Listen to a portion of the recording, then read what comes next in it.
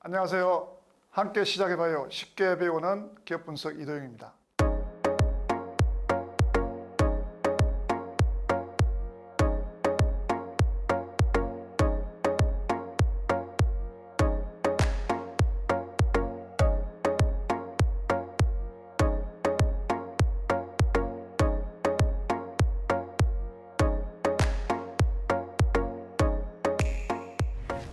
오늘은 현금흐름표에 대해서 이야기해 보도록 하겠습니다.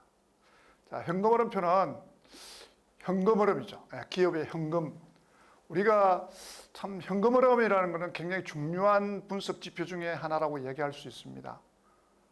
특히 기업이 매출이 발생하더라도 현금이 들어오지 않는다 그러면은 아무런 의미가 없겠죠. 어떤 물건을 상품이나 제품을 판매하더라도 기업에 현금이 유입되지 않는다 그러면은 우리 속된 말로 말짱 헛것이 되는 것이죠. 그죠?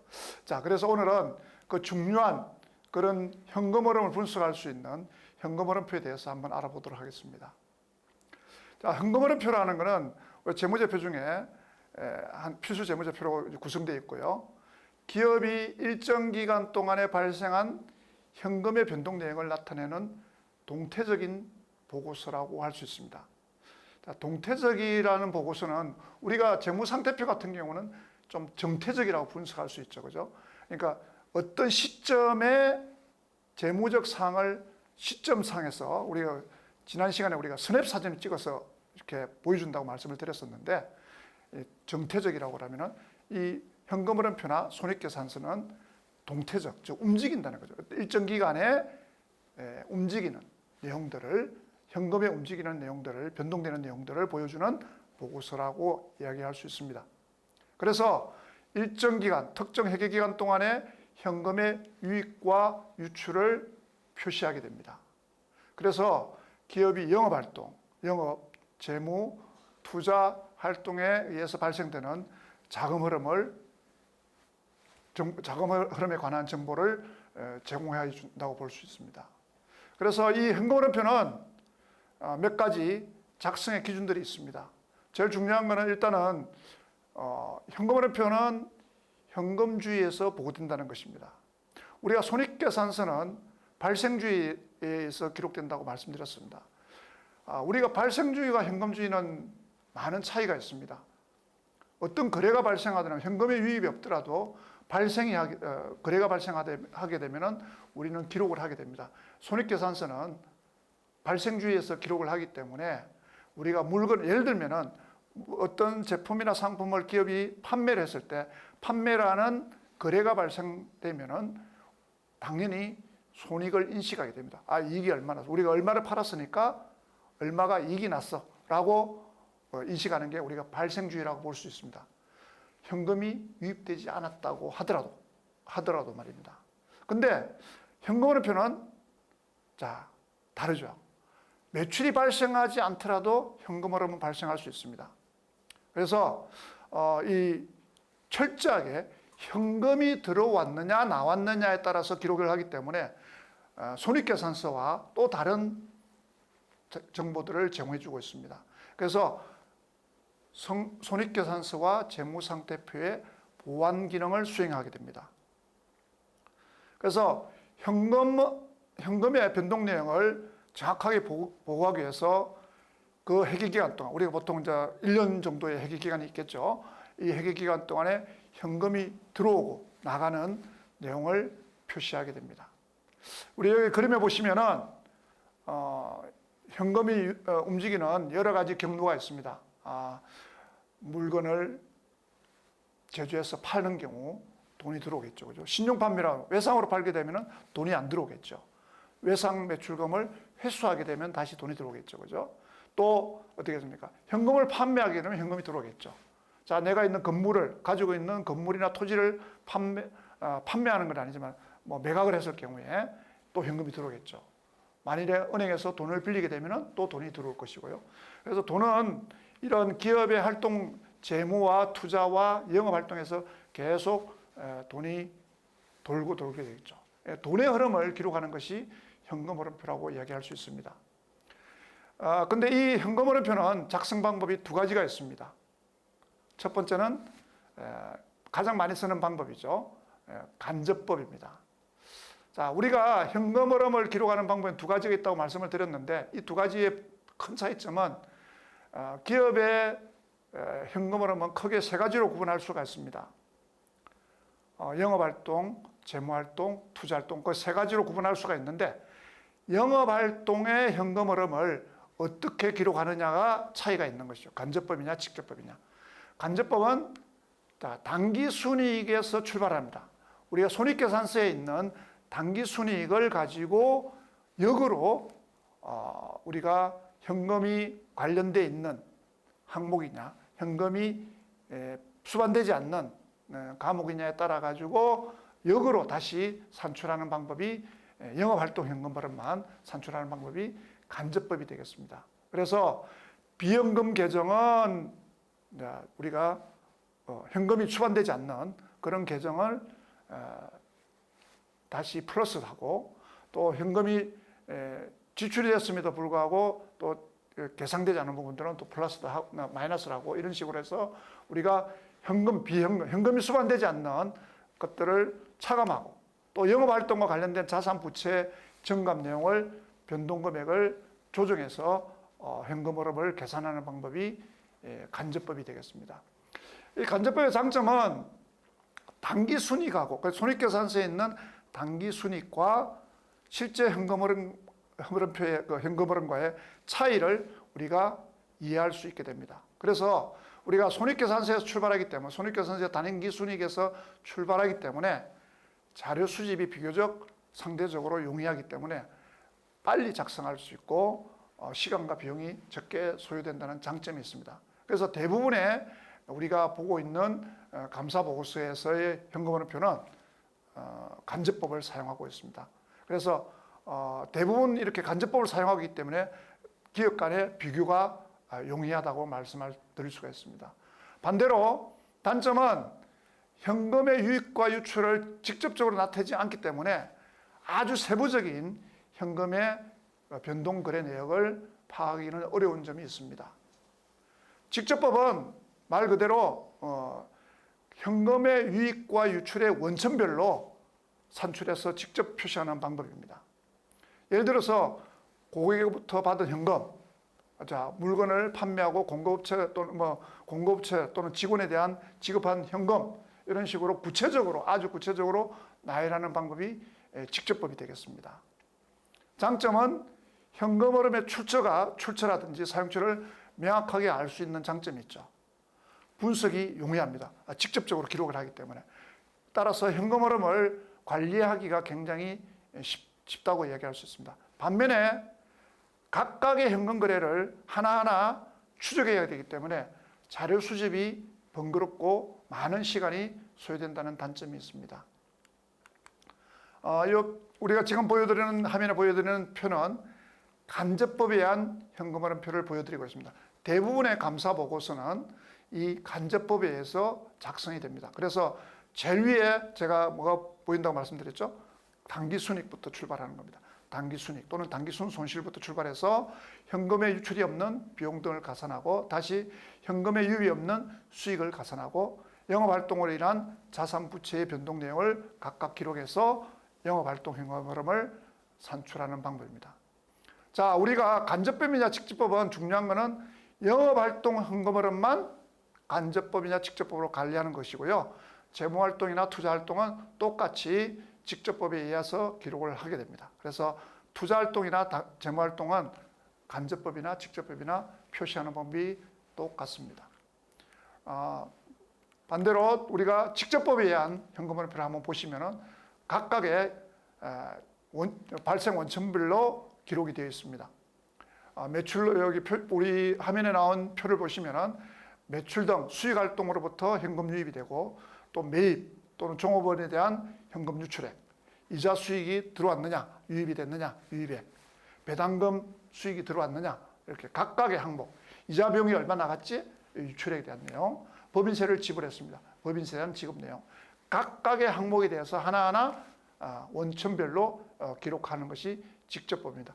나머지 투자활동, 재무활동은 간접법이나 직접법이나 표시 방법이 동일합니다. 자, 우리 현금흐름표의 기본 구조를 한번 보도록 하겠습니다. 여기 그림을 보시면은 영업활동에 의해서 자, 우리가 원재료를 사고 다시 그것을 제조하고 생산해서 판매하고, 자, 판매할 때 현금으로 받을 수도 있지만은 우리가 외상으로도 판매할 수 있죠. 그죠? 자, 외상으로 판매한 게 다시 외상 매출금을 회수하게 되면은 현금이 유입됩니다. 그죠? 또 자, 물건 원재료를 살 때 또 결제를 할 때 현금이 또 유출이 되겠죠. 그죠? 그리고 투자 활동은 보시면은 영업과 관련 없는 건물이나 기계 이런 자산을 매각하거나 자산을 취득할 때 현금이 들어오고 나가겠죠. 자, 그리고 은행으로부터 돈을 빌리거나, 자, 주주로부터 출자를 하거나 배당을 할 때도 현금이 움직이게 됩니다. 그래서 여기 큰 카테고리를 보시면은 영업활동, 투자활동, 재무활동 이 세 가지로 구분하여 현금 흐름을 구분할 수 있습니다. 그래서 현금 흐름은 기본적으로 세 가지로 구분하게 됩니다. 자, 영업활동, 투자활동, 재무활동으로 구분한다 이런 거죠. 그래서 좀 더 우리가 자세한 내용을 보시면은 영업활동 현금 흐름은 자, 일반적으로 제품의 생산, 상품, 용역, 구매, 판매활동 이런 것들을 말하게 됩니다. 그래서 투자나 재무활동에 속하지 않는 모든 거래가 영업활동 현금 흐름으로 우리가 표시하게 되는 것이죠. 그래서 영업활동을 통해서 현금이 들어온다는 것은 제품의 판매, 물건을 팔고 현금이 들어오겠죠. 그죠? 또는 매출채권, 외상 매출금을 회수하는 행위 이런 것들이 대표적이라고 할 수 있습니다. 또는 어떤 타인에게 다른 기업에 돈을 빌려주고 이자 수익을 받는다든지 출자한 기업으로부터 배당금을 수령한다든지 이런 것들이 영업활동 현금 흐름에 해당이 되겠습니다. 영업활동의 현금 유출을 보시면은 자, 원재료를 사기 위해서 돈을 지불해야 되겠죠. 또는 외상으로도 내가 물건을 사고 나중에 외상 매입금을 결제하는 행위도 현금의 유출이 되겠습니다. 그래서 영업활동을 통한 현금 유출의 대표적인 것이 자기의 제품에 대한 원재료를 구입하고 결제하는 행위가 되겠습니다. 또는 종업원에 대한 급여를 줘야 되겠죠. 월급 급여, 또 용역비 뭐 이런 것도 또는 법인세를 낸다든지 물론 토지나 양도소득에 대한 법인세는 제외됩니다. 이자 비용 이런 것들이 영업활동에 대한 현금의 유출이라고 볼 수 있습니다. 그래서 대부분의 영업활동은 회사의 투자기간 동안 이루어지는 활동들이 되겠습니다. 얼만큼 현금을 벌어들였는가 가장 중요한 지표라고 할 수 있죠. 그래서 기업들이 건전하게 성장하고 있는 기업은 이런 매출액도 중요하지만 자, 물건을 얼마나 팔았느냐 하는 것도 굉장히 중요하겠지만은 더 중요한 것은 자, 물건을 팔고 얼만큼 내가 실제 현금이 회사로 유입이 됐느냐 이게 중요하겠죠. 그래서 최근에 우리가 IMF 외환위기 이후에는 보시면은 기업의 가장 중요한 지표로 보는 것들이 현금 흐름이라고 할 수 있습니다. 과거에는 물건을 많이 파는 게 굉장히 중요했거든요. 하지만 물건을 아무리 많이 팔더라도 기업으로 내한테 돈이 들어오지 않는다면 무슨 소용이 있겠습니까? 그죠? 그래서 영업활동 흐름이 중요한 지표가 되겠습니다. 분석의 지표가 되는 것이죠. 그래서 최근에는 기업에 현금이 없으면은 모든 투자활동, 재무활동을 할 수가 없겠죠. 본연의 영업으로부터 벌어들인 돈의 크기가 중요하다는 것입니다. 자, 투자활동은 자, 현금을 빌려주거나 또는 빌려준 돈을 회수하는 활동이라고 볼 수 있습니다. 그래서 어떤 투자를 하거나 자, 부동산 투자도 할 수도 있고 주식 투자도 할 수도 있고 그죠? 이런 유형자산이나 투자자산을 취득하거나 처분하는 활동에 소용되는 자, 영업활동과 관련이 없이 이런 자산이 증가하거나 감소하게 되게 되면 돈이 나가고 들어오게 됩니다. 그래서 이런 것들을 우리가 투자활동이라고 합니다. 자, 남한테 빌려준 돈을 빌려줄 때도 돈이 나가게 됐죠. 대금입니다. 대금. 자, 그 돈을 다시 회수할 때도 돈이 들어오겠죠. 대금 회수. 자, 단기 투자 자산. 우리가 매매 목적으로 주식에 투자한다든지 또는 건물을 산다든지 또는 무형자산을 처분한다든지 뭐 이런 것들이 되겠습니다. 이런 것들이 대부분 투자 활동에 대한 현금 유입 유출이 일어나는 것이고요. 자, 이런 것들이 우리가 자산의 취득과 또는 처분과 관련된 행동들이라고 볼 수 있죠. 기업의 활동이라고 볼 수 있죠. 그죠? 그래서 이런 투자 활동 현금 흐름은 굉장히 중요하죠. 기업이 성장하기 위해서는 투자를 해야 됩니다. 그죠? 그래서 투자를 얼마나 했느냐 이런 것들을 우리 분석할 때 이런 투자 활동 현금 흐름을 보게 됩니다. 근데 이게 중요한 것은 투자를 하더라도 내가 회사에 어떤 제품을 생산하기 위해서 기계 설비라든지 이런 본연의 자사의 설비 투자를 위한 것인지 그렇지 않으면 타 기업을 인수한 자금인지 이런 것들을 판단합니다. 우리 투자 활동 현금 흐름은 이런 용처 사용이 어느 곳에 사용되었는지를 분석하는 것이 중요하다고 얘기할 수 있습니다. 그래서 주로 기업의 차변에 있는 자산과 관련된 내용이라고 볼 수 있겠죠. 그 다음에는 이제 재무활동입니다. 재무활동은 돈을 빌리는 행위 또는 돈을 상환하는, 갚는 행위 이런 것들이 될 수도 있고요. 또는 출자를 받는 행위, 배당금을 지불한다든지 영업활동과 관련이 없는 부채 또는 자본의 증가, 감소 거래라고 할 수 있습니다. 주로 바란스의 대변에 있는 활동과 관련된 것입니다. 부채와 자본과 관련된 거라고 이야기할 수 있겠죠. 그래서 이런 재무활동으로부터 자금이 들어오는 행위는 은행으로부터 돈을 빌린다든지 단기 차입금을 빌린다. 장기 차입금을 빌린다든지 어음을 발행한다든지 사채를 발행한다든지 주식을 발행하게 되면 돈이 들어오겠죠. 이런 재무활동을 통한 자금의 유입이 생기게 됩니다. 반대로 재무활동을 통해 현금 유출은 배당금을 지불한다든지 또는 유상감자, 자기 주식을 취득한다든지 차입금을 갖게 되면 현금이 나가겠죠. 그죠? 이런 자산을 취득하거나 이런 부채를 상환하는 행위가 현금의 유출, 재무활동으로 인한 현금의 유출이라고 볼 수 있습니다. 그래서 이 재무활동 현금으로서 볼 수 있는 것들은 내가 가지고 있는 빚을 얼마나 상환했는지, 투자활동에 사용하고 남은 돈을 가지고 빚을 상환하면 좋겠죠. 채무를 상환하면 좋겠죠. 그래서 이런 것들을 우리가 이런 재무활동 현금흐름을 통해서 분석할 수가 있게 됩니다. 그림에 보시면은 우리가 각각 재무상태표와 손익계산서 간에 현금 흐름이 어떤 관계로 연결되어 있는가를 보여주고 있습니다. 매출액이나 매출원가, 영업이익까지는 자기의 유동자산이나 비유동자산을 활용해서 영업을 하는 행위죠. 그래서 이런 손익계산서와 재무상태표 간의 현금 흐름이 어디에 어떻게 연결되어 있는가, 과목별로 어떻게 연결되어 있는가를 우리가 알 수가 있게 됩니다. 재무나 투자활동은 영업의 수익, 영업의 비용 또는 경상이익을 제외한 그런 자산이나 부채와 관련된 현금 흐름과 관련이 되어 있다고 이야기할 수 있습니다. 이런 관계들을 우리가 잘 분석해 보면은 실제 돈이 어떤 흐름을 통해서 있는가를 알 수 있게 됩니다. 그래서 여러분들이 이런 재무상태표나 이런 손익계산서의 각 활동별로 현금 흐름의 관계가 구체적으로 어떻게 되는가는 우리가 계속해서 살펴보도록 하겠습니다. 근데 이런 현금 흐름표는 굉장히 중요합니다. 우리가 필수 재무제표로 보는 손익계산서, 재무상태표, 현금흐름표, 자본변동표 이런 주석, 이런 재무제표가 있지만은 그 중에서도 현금흐름표는 굉장히 신뢰성을 가지게 됩니다.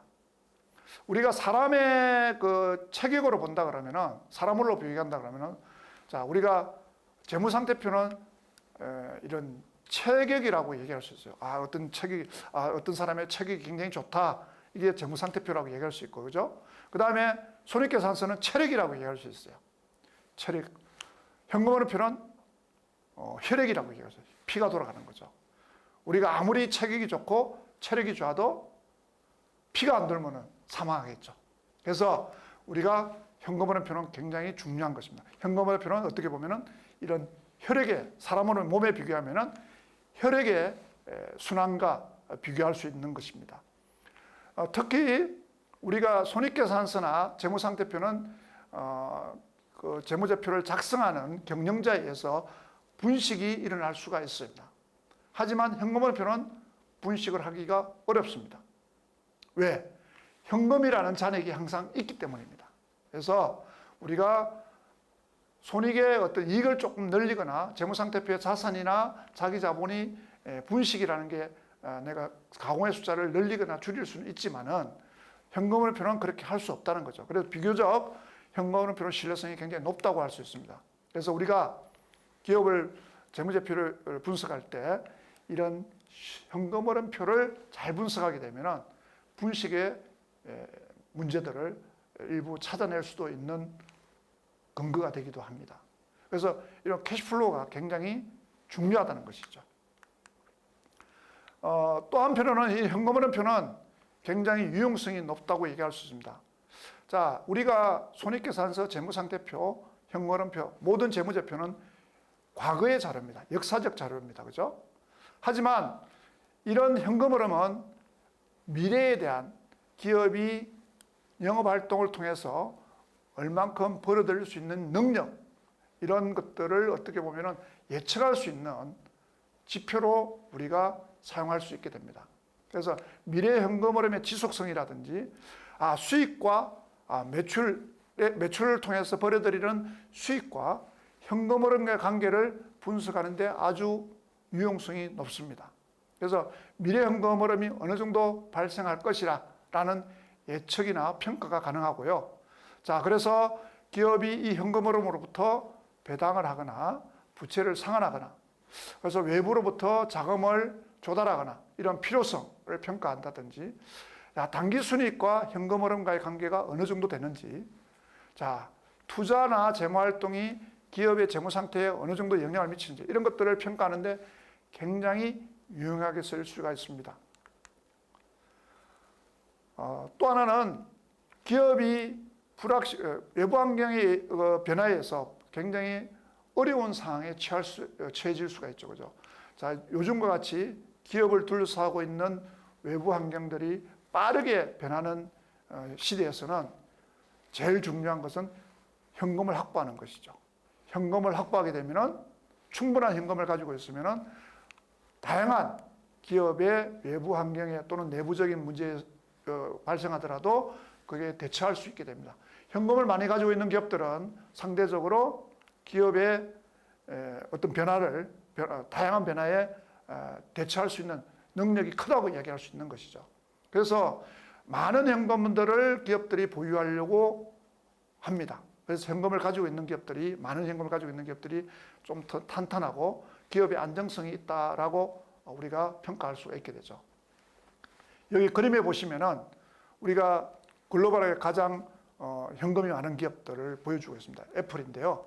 자, 여기 보시면은, 자, 여기 단위가 이제 이게 100만 US 달러이기 때문에 우리나라 돈으로 치면은 이 적을 때가 230조 정도, 많을 때는 거의 500조 가까이의 현금을 가지고 있습니다. 엄청난 돈이죠. 우리나라 1년 예산이 600조가 좀 넘습니다. 700조 가까이 조금 모자라는 그런 돈인데 우리나라 1년 예산에 가까운 어떤 때는 현금을 가지고 있는 거죠. 전 세계적으로 항상 기업이 많은 현금을 가지고 있는 기업 중에 하나가 애플입니다. 우리나라의 삼성전자도 연결 기준으로 한 100조에서 120조 정도의 현금을 항상 가지고 있죠. 가장 많이 현금을 가지고 있는 기업입니다. 이런 기업들은 일시적으로 어떤 외부 매출이 잘 안 되거나 어떤 문제가 생기더라도 항상 대처할 수 있죠. 현금을 가지고 있기 때문에 그죠. 애플 같은 경우는 매출이 5년 동안 제로가 되더라도 하나도 일어나지 않더라도 5년 동안 먹고 사는데 아무런 지장이 없을 정도의 현금이라고 합니다. 그 정도로 이런 현금의 보유는 굉장히 중요해요. 그래서 우리가 현금을 얼마나 벌어들일 수 있느냐, 얼마나 많은 현금을 가지고 있느냐는 기업의 안정성을 판단하는 데 굉장히 중요한 지표라고 할 수 있습니다. 그러니까 이런 지표들을, 현금에 관한 지표들을 보여주는 게 현금 흐름표라고 이야기할 수 있는 것이죠.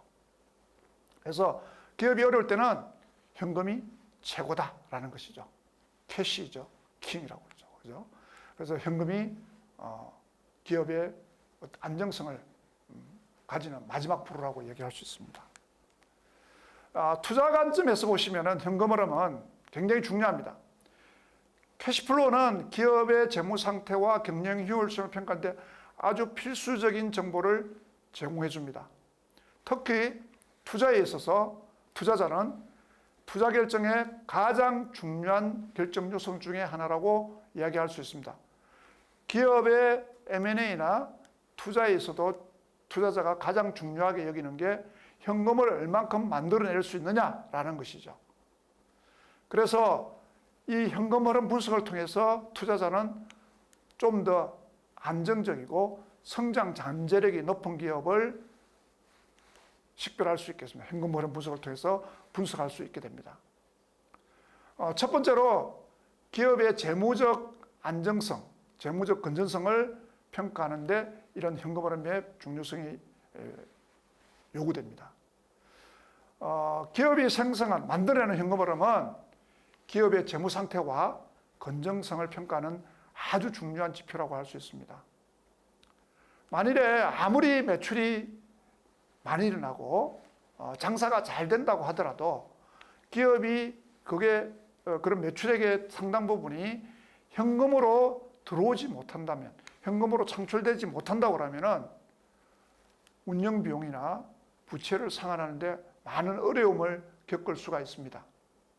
그래서 투자자는 장기적으로 안정적으로 현금을 잘 만들어내고 지속적으로 많은 현금을 창출하는 기업을 선호하게 됩니다. 자, 그래서 우리가 투자자는 현금 흐름이 안정적이고 긍정적인 기업을 선호하기 때문에, 자, 이런 기업들은 어떤 기업이냐? 기업이 지속적으로 현금 흐름을 잘 만들어내면 지속적으로 운영 비용을 잘 충당할 수 있게 되고 또 재투자도 할 수 있게 되고 배당금도, 주주들한테 배당금도 잘 지급할 수 있는 그런 능력을 가지고 있음을 의미하게 되는 것이죠. 그래서 기업의 재무적 건전성을 평가하는 이 현금 흐름이 중요하다고 이야기할 수 있는 것이죠. 두 번째는 배당에 관한 현금 흐름입니다. 현금 흐름이 양호한 기업들은 배당금을 지급할 능력이 있다고 얘기할 수 있죠. 자, 배당을 꾸준히 지급하는 기업들은 투자자들 입장에서 보시면은 굉장히 매력적인 기업이 되죠. 배당을 잘하는 기업들은 주가도 높습니다. 그죠? 그래서 배당 성향이 높은 기업에 투자하는 투자자들은 투자 수익의 일부를 배당금으로 계속 받을 수 있기 때문에 현금 흐름이 좋은 기업들을 찾게 되는 것입니다. 그래서 현금 흐름이 좋은 기업들은 배당을 잘 받을 수 있으니까 또 투자를 또 하겠죠. 그래서 주가는 계속 올라갈 수가 있는 것입니다. 자, 또 하나는 부채에 대한 상환 능력에 관한 현금 흐름입니다. 부채를 잘 상환할 수 있느냐? 자, 기업이 돈을 잘 벌어야 기업이 차입하고 있는 단기 차입금, 장기 차입금 이런 부채들을 잘 상환할 수 있는 능력이 있겠죠. 그래서 현금 흐름이 충분하지 않으면 기업은 자기의 부채를 상환하는 데 어려움이 있을 것이고 신용등급은 떨어질 수밖에 없습니다. 그래서 신용등급이 낮은 기업들을 보시면은 현금 흐름이 굉장히 좋지 않고요. 그래서 내가 이자도 잘 내지 못하고 부채를 상환하지 못하기 때문에 기업이 어려워지는 거죠. 그렇게 되면은 다시 또 신용등급이 떨어지는 이런 악순환을 겪게 됩니다. 부채 상환 능력이 낮게 되면은 재무적 상환 능력이 어려워지고 재무적 위험이 커지는 거죠. 그래서 투자자들 입장에서 보면 부채 비율이 높은 기업들, 현금 흐름이 불안정한 기업들은 투자도 하지 않고 은행에서는 돈도 빌려주지 않을 것입니다. 그래서 이런 부채 상환 능력 현금 흐름도 굉장히 중요하겠죠. 주식 투자자들은 좀 더 성장 가능성에 많은 투자를 하게 됩니다. 그래서 성장 가능성을 평가하는 현금 흐름도 굉장히 중요하겠죠. 긍정적인 현금 흐름은 투자를 통해서 R&D에 연구개발도 해야 되고 설비 투자도 해야 되고 마케팅 등 이런 다양한 성장 전략에 자금을 투입할 수 있는 그런 여력을 제공하게 됩니다. 그래서 현금 흐름이 좋은 기업들은 이런 투자 여력이 굉장히 높다고 얘기할 수 있죠. 자, 성장 잠재력이 높다는 얘기는 앞으로 많은 현금 흐름을 창출할 수 있다고 볼 수 있는 거죠. 그래서 성장을 많이 하려면은 투자를 잘 해야 되겠죠. 그죠? 투자를 잘 하려면은 또 현금이 있어야 됩니다. 그래서 현금을 지속적으로 잘 창출할 수 있는 기업들이 투자자들은 선호하게 됩니다. 자, 이런 기업들은 미래 성장을 위해서 투자를 계속 지속적으로 할 수 있기 때문에 투자자들은 굉장히 선호할 수 있겠죠. 자, 이런 기업들에 의해서 주가가 올라갈 수가 있는 것입니다. 그래서 이런 현금 흐름이 중요한 지표를 또 만들어낼 수가 있는 거죠. 다음에는 운영 효율성에 관한 현금 흐름입니다. 자, 기업이 잘 돌아가고 있느냐, 이런 것들은 기업의 현금 흐름이 원활하게 조달되고 있는 것을 보여줄 수 있는 것이라고 할 수 있습니다. 현금 흐름이 높으면은 효율적인 운영과 비용 관리를 잘하고 있는 기업이다, 이렇게 이야기할 수 있겠죠. 운영 효율성이 굉장히 높은 기업들은 경제적 어려움이 있더라고 하더라도 상대적으로 안정적인 성과를 유지할 수가 있습니다. 투자자들은 이런 기업들을 신뢰하고 장기적으로 투자할 가능성이 굉장히 높다고 볼 수 있는 것이죠. 또 하나는 외부 자금 의존도가 줄게 되겠죠. 자, 많은 돈을 벌게 되면은 내가 빌리고 있는 돈을 갚을 것이고죠. 그러면은 상대적으로 부채가 줄게 되어서 이자 비용이 감소하게 되고 내가 수익성도 높아지고 또다시 현금 흐름이 증가하게 되고 재무적 안정성은 더욱더 좋아지게 됩니다. 그래서 현금 창출력이, 영업활동 현금 흐름이 좋은 기업들은 부채 비율이 낮고요. 그렇죠? 외부 자금의 의존도가 낮기 때문에 이런 경제적 불확실성이 커지더라도 독립적으로 내가 운영이 가능하고 투자자들한테 더 안전한 투자 기회를 제공할 수 있게 됩니다. 자, 근데 우리는 여러 가지 현금 흐름을 보게 되지만은 이 현금 흐름이 영업 실적과는 어떤 관계가 있느냐라는 거죠. 물론 일반적으로 영업 실적이 좋은 기업들은 현금 흐름이 좋습니다. 대부분. 그런데 그렇지 않는 경우도 상당수 있다고 봐집니다. 자, 매출이 감소하는데도 영업 현금 흐름은 증가할 수가 있습니다. 여기 우리가 기사가 나온 게 하나 있는데요. 이걸 보시면은 코로나 기간 동안에 오히려 현금 흐름이 늘었다는 기사가 나와 있습니다. 자, 우리가 잘 알다시피 코로나 기간 동안에는 영업이 잘 안 됐습니다. 대부분의 기업들이, 그죠? 매출이 줄었어요. 자, 물건을 덜 팔았는데, 상품을 덜 팔았는데, 매출은 감소했는데, 그래서 어떻게 현금은 더 많이 유입됐을까요? 이 내용을 보시면은 매출과 영업이익은 줄었는데 오히려 과거에 팔았던 매출 채권을 회수하면서 현금 흐름이 좋아졌다는 기사가 나와 있습니다. 그래서 우리가 현금 흐름은 잘 봐야 됩니다. 그 퀄리티를, 질을 잘 따져봐야 제대로 된 분석이 가능합니다. 매출 채권, 이 내용을 보시면 이 내용은 그런 거죠. 과거에 매출해 가지고 받지 못했던 현금을 코로나 기간 동안에 물건은 덜 팔았지만은 지금 깔려 있는 외상 매출금 빨리 회수하자. 회수를 많이 했다는 얘기죠. 물론 과거의 매출은 좋았겠죠. 하지만 그래서 우리가 매출과 현금 흐름은 다를 수가 있다는 것입니다.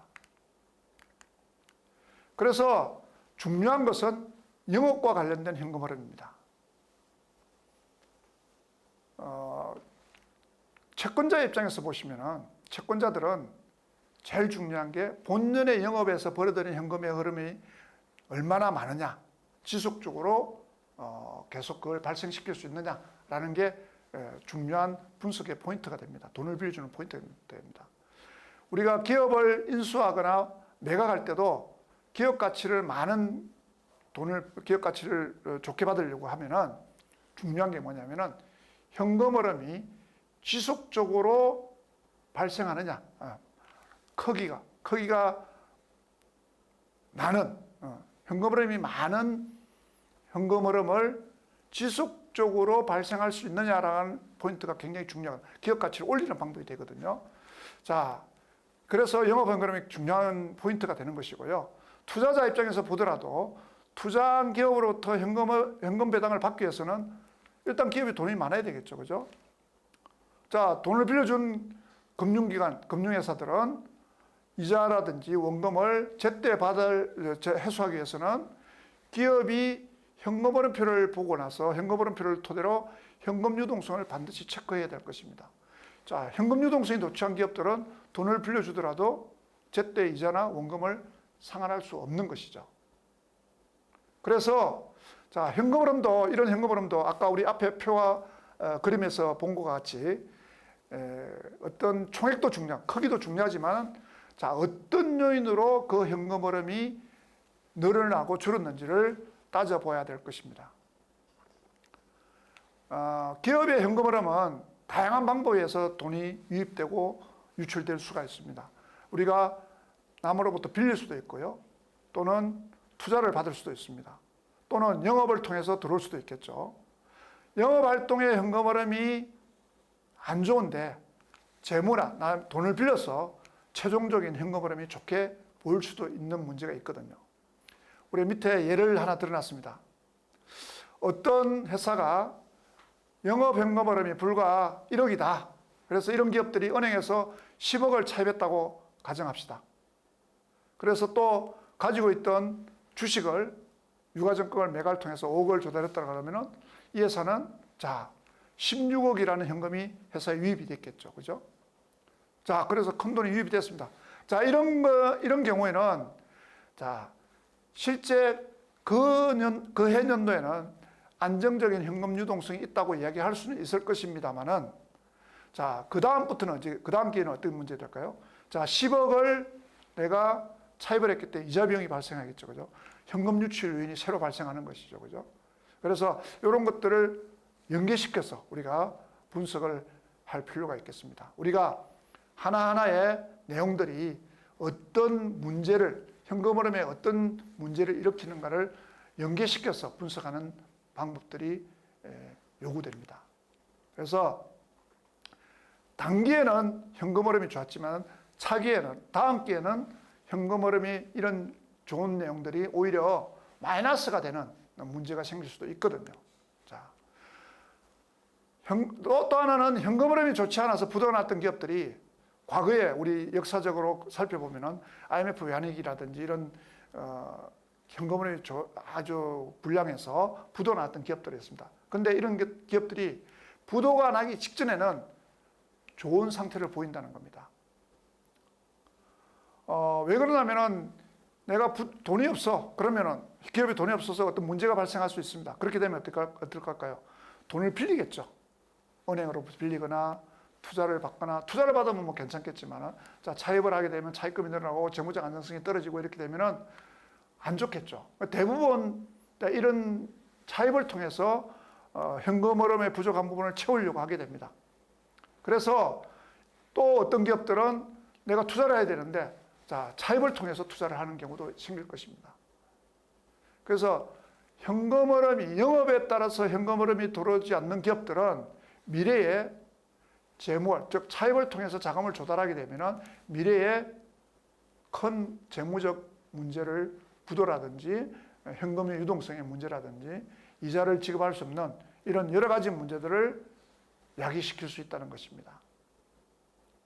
그래서 우리가 영업 현금 흐름의 크기와 자, 앞으로 투자돼야 될 내용이라든지 이자로 지급해야 될 내용의 크기라든지 이런 것들을 비교해서 보는 것도 굉장히 중요하다고 이야기할 수 있습니다. 그래서 우리가 영업 현금, 나중에 우리가 또 한번 보시겠지만은 영업 현금 흐름의 크기가 앞으로 지급해야 될 이자라든지 갚아야 될 원금, 차입해야 될 원금이라든지 배당이라든지 투자해야 될 원금이라 이런 것들 크기를 비교해 보는 것들도 굉장히 중요하게 봐야 될 것이라고 봅니다. 그래서 이 손익계산서에 나오는 영업이익보다는 어떻게 보면은 현금 흐름표에 나오는 영업활동 현금 흐름의 정보가 중요성이 더욱더 강조됩니다. 그래서 요즘의 분석의 방향은 어떻게 보면 손익계산서보다 현금 흐름표의 정보가 더 유의성이 있다고 봐집니다. 그래서 우리가 영업이익보다는 오히려 영업활동 현금 흐름, 이게 중요한 분석 지표가 될 수 있는 것이죠. 기업을 둘러싸고 있는 환경들이 어려워지거나 불황기가 되면은 영업에 관련 자산들이 늘어나게 됩니다. 그래서 영업 현금 흐름과 영업이익의 크기가 차이가 확대되죠. 이익은 내고 있는데 영업 현금 흐름은 오히려 마이너스가 되는 그런 기업들이 나타날 수 있습니다. 이런 기업들은 이익은 내고 있음에도 불구하고 돈이 없어서 유동성이 부족해서 부도가 날 수가 있는 거죠. 우리가 보는 흑자도산 이야기 나오죠. 이런 것들이 나타날 수가 있습니다. 그래서 우리가 어떻게 영업이익보다는 어떻게 보면 영업활동에 의한 현금 흐름의 유입, 이 크기가 더 중요한 분석의 지표가 되는 것이죠. 자본 변동표는 자본의 크기, 그 변동에 관한 정보를 제공하는 보고서입니다. 자본을 구성하고 있는 것은 우리가 재무상태표에서 보시면은 자본금, 자본잉여금, 자본조정, 기타 포괄 손익 누계, 이익잉여금 또는 결손금, 이런 것들에 대한 기초잔액, 변동사항, 기말사항을 각각의 기종에 어떻게 변동이 되었는지를 나타내는 보고서입니다. 그래서 이런 자본은 주주들과의 거래로 인해서 변동이 될 수 있죠. 출자를 하거나 배당을 하거나 자기 주식을 취득하거나 주주와의 거래 또는 영업활동을 통해서 발생하는 손익에 따라서 손익을 만약에 되면 이익잉여금이 늘어나겠죠. 이렇게 해서 변화하게 됩니다. 자본변동표는 재무제표 간의 연계성을 제고시켜서 재무제표 간의 관계에 대한 이해를 할 수 있게 됩니다. 자본변동표에는 재무상태표상의 기초자본, 기말자본이 표시가 됩니다. 그래서 기초자본에는 얼마였는데 기중에 어떤 변화가 있어서 기말에 어떻게 나타난다라고 이렇게 손익계산서와 현금흐름표 나타나는 정보와 연계시켜서 변화된 내용들을 표시해 주게 됩니다. 또 하나는 손익계산서를 거치지 않고 재무상태표에 직접적으로 플러스 마이너스 되는 매도 가능 정권 평가 손익과 같은 미실현 이익에 대한 정보를 제공해 줘야 됩니다. 그래서 포괄적인 손익계산서에 나타나지 않는 포괄적인 경영 성과에 대한 정보를 제공해 줘야 됩니다. 그래서 자본 변동표를 보시면은 이런 형태로 나타나게 됩니다. 자본금, 자본잉여금, 자본조정, 기타 포괄 손익 누계, 이익잉여금. 그래서 총 자본에 대한 내용들의 기초부터 시작해서 기중에 어떤 변화를 일으켜서 기말에 이렇게 되었습니다라고 각각의 변동사항들을 보여주고 있는 것이죠. 자, 이 표에 보시면은 자본금은 변동이 없지만은 자본조정, 자기 주식을 취득한 내용이 나오죠. 자본조정이 나오고 기타 포괄 손익의 지분법과 관련된 손익이 나오고요. 그죠? 그다음에 이익잉여금은 어떤 배당금을 통해서 얼마가 나가고 당기순이익이 얼마 됐고 그래서 이익잉여금의 기중에 정감 내용을 나타내서 마지막에 자본변동표의 가장 하단에 기말 자본에 대한 자기 자본에 대한 내용들이 합계액이 나오게 됩니다. 이런 구조를 보여주는 것이죠. 이 자본금의 변동은 우리가 앞에 표에 보시면은 자본금, 자본잉여금, 자본조정, 기타 포괄 손익액, 이익잉여금 이런 항목들이 있는데 제일 먼저 우리가 자본금의 내용을 한번 보시면은 우리가 나중에 그 재무상태표에서 자본에 대해서 다시 한번 제가 한번 설명을 드리도록 하겠습니다만은 먼저 보시면 자본금이라는 것은 회사가 최초 설립할 때 주식을 발행하게 됩니다. 그래서 주식을 발행하게 되면은 몇 주를 발행하고 액면가가 정해지겠죠. 그 액면가와 주식수에 관한 내용의 현금이 들어올 겁니다. 그 금액이 자본금이라고 할 수 있죠. 그래서 자본금은 딱 정해져 있습니다. 주식의 액면가 곱하기 발행 주식수죠. 주식의 액면가와 발행 주식수를 곱해가지고 나온 금이 자본금이라고 얘기할 수 있죠. 그래서 이 자본금의 변동은 유상증자나 유상감자 또는 무상증자나 무상감자 주식 배당에서 발생합니다. 그래서 여기는 자본금에는 보통주 자본금, 우선주 자본금이 표시가 됩니다. 그래서 우리가 자본변동표에 보시면은 자본금은 자, 정자를 하거나 감자를 하거나 또는 주식 배당을 하거나 이런 경우에 변동이 생기게 되는 것이죠. 그 다음에 자본잉여금의 변동입니다. 자본잉여금은 자, 유상증자나 감자를 통해서 또는 결손금체를 통해서 발생하는데 액면가와 주식 발행수에 해당 금액을 초과하는 금액이죠.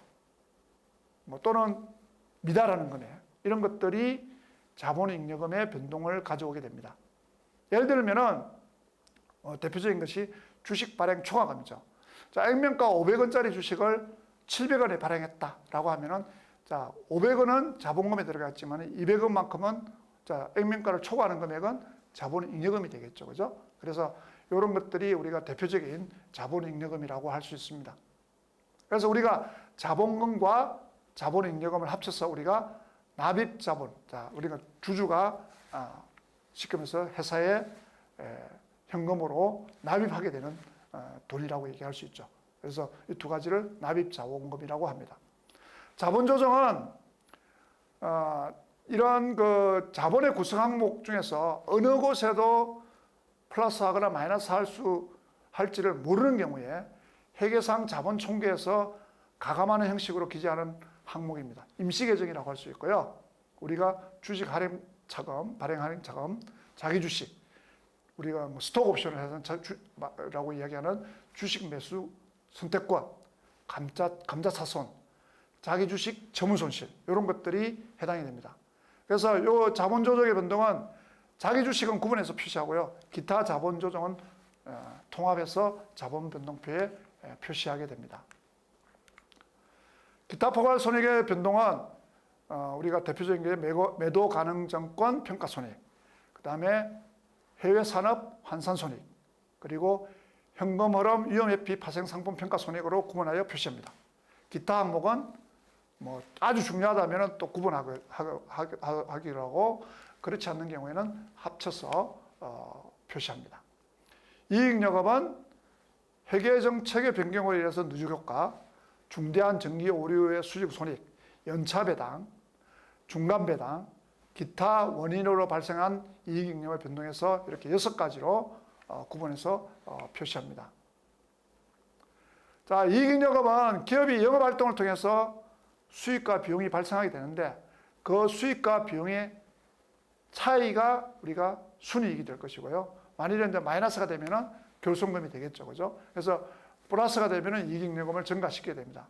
그래서 배당금을 지불하게 되면은 이익잉여금은 또 감소하겠죠. 다음 시간에는 우리가 좀 더 하나의 계정 과목별로 어떻게 구성이 되고 어떻게 만들어지고 그에 대한 이해를 해보는 그런 시간을 갖도록 하겠습니다. 감사합니다.